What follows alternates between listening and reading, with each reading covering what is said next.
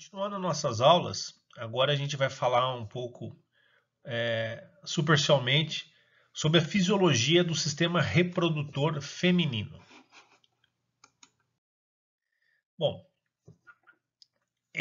quando a gente fala em sistema reprodutor feminino, ele vai englobar alguns órgãos que vão transportar, armazenar células germinativas, que elas são responsáveis aí pela produção dos gametas. Os gametas são as células aí somáticas, né, que vão estar na possibilidade, na iminência de gerar um novo ser. Então a gente vai estar falando agora dos gametas femininos e numa aula próxima a gente vai estar falando um pouquinho sobre os gametas masculinos, né?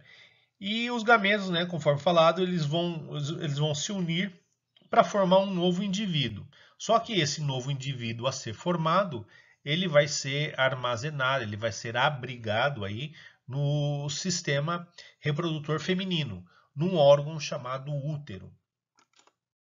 Bom, e como que é formado aí o sistema reprodutor feminino? Ele é formado pelas gônadas, né? As gônadas do sistema feminino são os ovários. Eles vão estar produzindo os ovócitos, né? Que são os óvulos aí na sua fase primeira, ainda sem não estou falando de um ovo fecundado, estou falando só da produção da célula germinativa feminina. Então, por isso que a gente classifica ele como ovócito, né? São produzidos aí nas tubas uterinas e eles são esses ovócitos, eles quando produzidos, eles são transportados até o útero através das tubas uterinas, né? Então esse mecanismo ele é produzido ali nos ovários e ele precisa migrar até ali o útero, né? E essa migração é feita ali através das tubas uterinas, né? Chegando até o útero, aonde fisiologicamente esse mecanismo é esperando uma fecundação. Então esse útero ele vai estar todo preparado para que esse ovócito que está chegando ali seja um ovo já fecundado. Se ele não for fecundado, ele é descamado, ele é desprezado, onde na frente vocês vão ver como é a descamação da menstruação, né? Então o ciclo menstrual ele é marcado por esse processo todo, que é a preparação, né, do corpo uterino para a migração dessa célula. Se essa célula estiver fecundada, ele vai evoluir para a gravidez. No caso da não fecundação, né, essa célula, né, ali implantada, como todo o endotélio uterino ali preparado para o início da gravidez, ocorrendo a não gravidez, não ocorrendo a gravidez, isso aí vai ser desprezado, que é essa descamação, que é conhecida como a menstruação. E como esse órgão, essa preparação uterina, ele precisa estar recebendo muitos nutrientes, então ele é altamente irrigado por vasos sanguíneos. Por isso que a característica da menstruação, aquela característica sanguínea. Então aqui só para esquematizar anatomicamente como é formada aí a anatomia do órgão do sistema reprodutor feminino, né? Formado por ovários, né? Isso aqui a gente está falando em órgão duplo, o ovário e as tubas uterinas, o útero, a vagina e a vulva, né? A vulva é a parte externa aí da vagina, a parte interna, né, seria a vagina, a vulva é só a parte externa. Percebam que as tubas uterinas, os ovários, eles são formados de uma maneira duplicada, né? Então sempre, no caso de uma ovulação, geralmente ele pode ser uma ovulação de apenas um ovário e em sequência no mês seguinte o segundo ovário, mas isso não é uma regra, né? Mas é só falando que essa dupla formação de ovário e útero, né, que permite, seria a forma normal deste órgão feminino. Isso quer dizer que quando há algum problema, alguma má formação, né, que isso pode ocorrer, de um ovário ou uma tuba pouco desenvolvida ou ausente, isso não quer dizer que não há possibilidade de engravidar, tá ok? Porque o outro vai de uma maneira um pouco menos presente, porque eu só vou ter a atuação de apenas um ovário e uma tuba trabalhando, mas existe a possibilidade de se engravidar tendo só um em pleno funcionamento, tá? As tubas uterinas, elas antigamente eram chamadas de trompa de falópio, mas isso não se usa mais. Então, se vocês já estiverem vendo algum livro como esse slide falando, também chamado de trompa de falópio, mas isso não se usa mais, ok? É classificado como tuba uterina mesmo. Ela vai unir o ovário ao útero e é na tuba uterina onde ocorre a fecundação, né? O espermatozoide ele vai sair aqui desde o colo do útero, vai navegar sobre todo o trajeto aqui do útero e chegando, né, até a tuba uterina, onde o folículo ali externou o óvulo para ocorrer a fecundação. Esse óvulo fecundado ele vai fazer a nidação, né, que é o caminho do óvulo fecundado até a parede do útero para estar desenvolvimento ali de um possível feto. Então, o ciclo menstrual, né, é todo esse mecanismo que, na verdade, fisiologicamente, a mulher vai estar desenvolvendo todos esses estágios já esperando uma gravidez. E quando não ocorre essa gravidez, né, tudo isso que foi preparado no útero, todo esse endotélio ali preparado para a nidação, né, para o transporte ali da tuba uterina até a parede uterina, quando isso não ocorre a fecundação, isso será descamado. E essa descamação que vai estar sendo expelida é a forma de menstruação. Percebam que isso aí é uma média, é uma duração nesse ciclo menstrual de 28 dias. Percebam que isso aí é uma média, não quer dizer que isso é uma regra. Tem mulheres que têm um ciclo menstrual um pouco maior, de 30, 31, 32 dias, como também um ciclo menstrual, um período menor, né? de 15, 16, 20 dias. Em média, são 28 dias, tá? Por isso que a gente sempre fala num período menstrual de 28 dias, porque a maioria das mulheres, né, faz esse ciclo nos 28 dias. Isso não quer dizer que quem faz mais ou menos esteja com algum problema. Isso é uma média, mas não é unânime, não é 100% das mulheres que têm esse ciclo. Então, se tiver uma mulher fora desse ciclo, não é uma normalidade, né? Menarca é aquela primeira menstruação que a mulher vai ter, iniciando a sua fase, a sua puberdade, né? Ocorre em média de 11 a 13 anos, né? A gente pode ter algumas características de algumas meninas terem a menarca numa idade um pouco menor. Isso pode ser avaliado pelo médico, onde ele pode estar interrompendo isso com utilização de hormônio. Isso é só uma observação que eu estou colocando. Então, isso sempre deve ser acompanhado pelo médico aí da pessoa, né?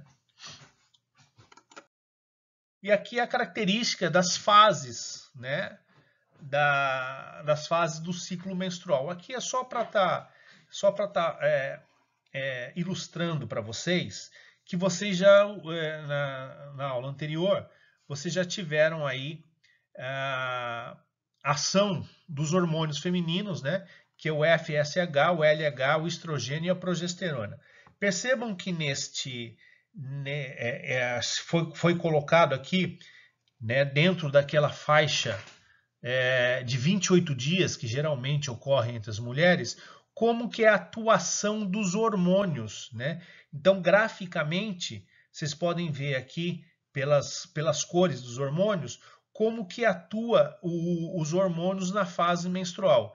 Então, todos partem de uma parte basal, e aí percebam que no 14º dia há uma liberação muito grande do estrogênio e do LH. Olha esse pico que está aqui bem no meio do gráfico no 14º dia.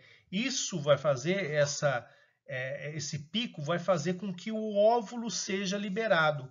Por isso que a gente fala num ciclo menstrual de uma mulher que está que tem o seu ciclo, em média, seus 28 dias, no 14º dia é o período que ela vai estar ovulando, que é o período mais fácil, é o período ideal para a gravidez.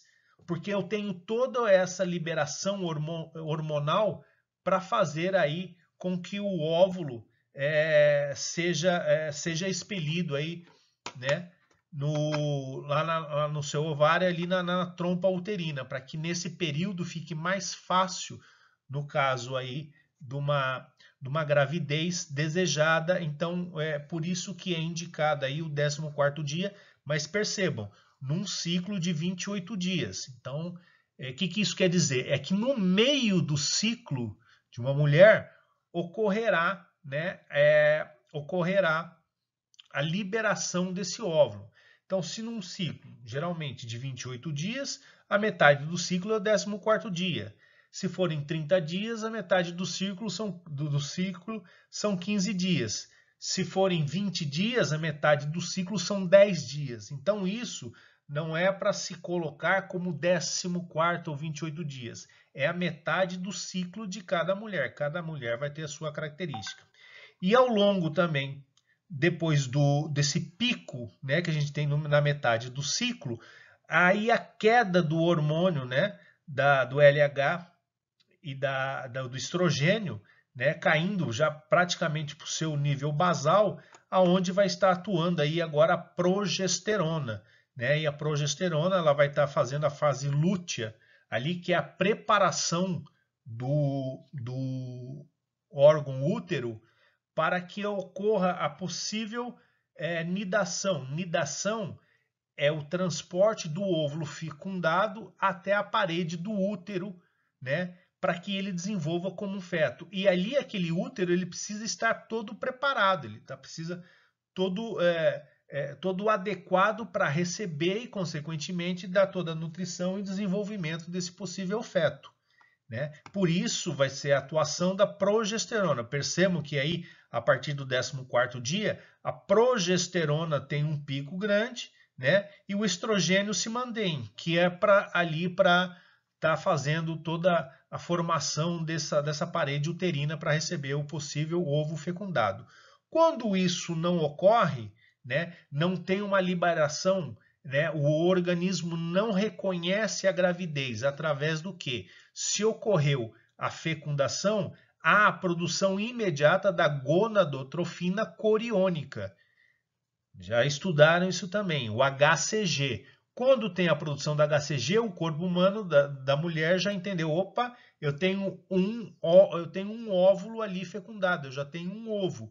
Então eu tenho que manter ali essa progesterona e estrogênio para manter toda a formação do corpo uterino para fazer aí o desenvolvimento do feto. Quando eu não tenho isso, o corpo humano não entendeu que houve gravidez. Consequentemente, todos hormônios caem, olha o gráfico aqui, todos os hormônios caindo, e aí a descamação desse corpo uterino, aonde ocorre a menstruação no 28º dia. Então isso é de uma forma gráfica, demonstrando toda a sequência, né, por ordem cronológica aí desse ciclo menstrual da mulher.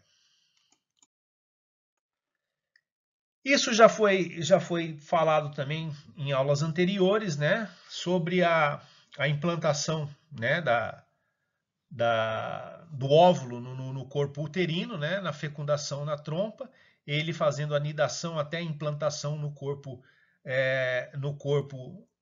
do útero, né, e migrando até a sua fase de toda a sua desenvolvimento do feto, até o fim da gravidez, que é a expulsão do feto. Então, todo ao longo desses 9 meses, né, já explicado para vocês que aí o feto forçando a passagem, né, no final da gravidez no canal vaginal, essa força que o feto faz, ele vai estar estimulando aí a produção da ocitocina, que é para gerar a contração uterina e auxiliar aí na expulsão do feto aí no final. E uma coisa muito importante também, que eu gosto de estar explorando aí na fisiologia dos órgãos femininos, né, é a produção, né, do leite após a gravidez. Então, ao longo da gravidez, o corpo humano, através de todos esses controles de feedback positivo e negativo, eles vão entrar aí na produção da glândula mamária e na produção do leite, né? Principalmente na atuação do estrogênio. O estrogênio ele vai desenvolver e fazer o crescimento dos ductos mamários, né? Aonde em cada ducto vai ter aí a produção de leite, o estrogênio vai estar aumentando esses ductos, né?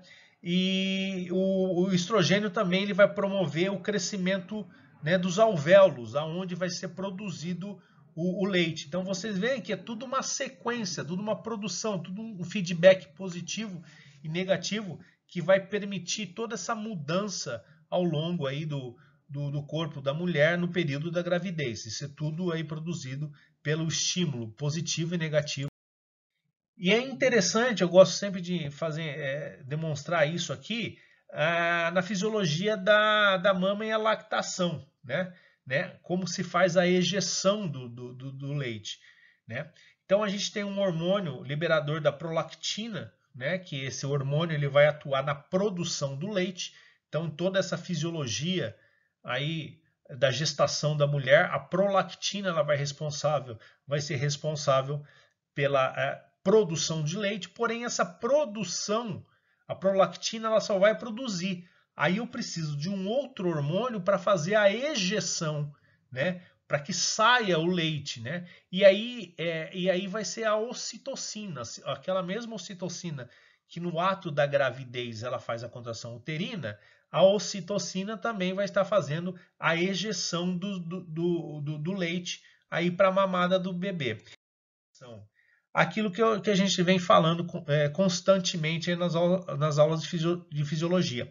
Eu preciso ter um estímulo, eu preciso ter um feedback positivo para que o corpo humano entenda que está precisando de alguma coisa naquele órgão-alvo. E no caso aí da ejeção do leite, a própria pega do bebê no mamilo da mãe, quando ele abocanha o mamilo da mãe e faz o movimento de sucção, esse é um estímulo para iniciar a liberação de ocitocina e, consequentemente, a ejeção do leite. Vejam que eu tive um estímulo externo, que foi a pega do bebê, para estimular a secreção do leite.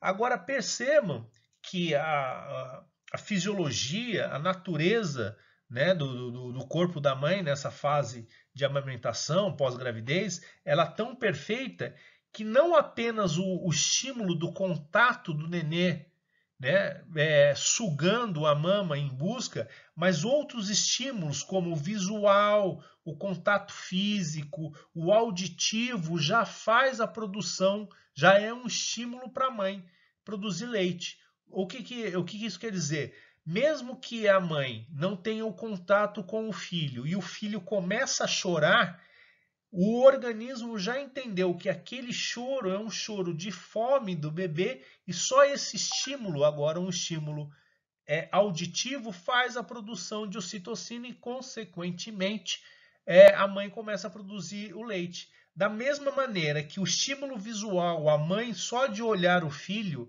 né, naquele contato entre mãe e filho, ela já consiga fazer a liberação de ocitocina e começa a produzir o leite.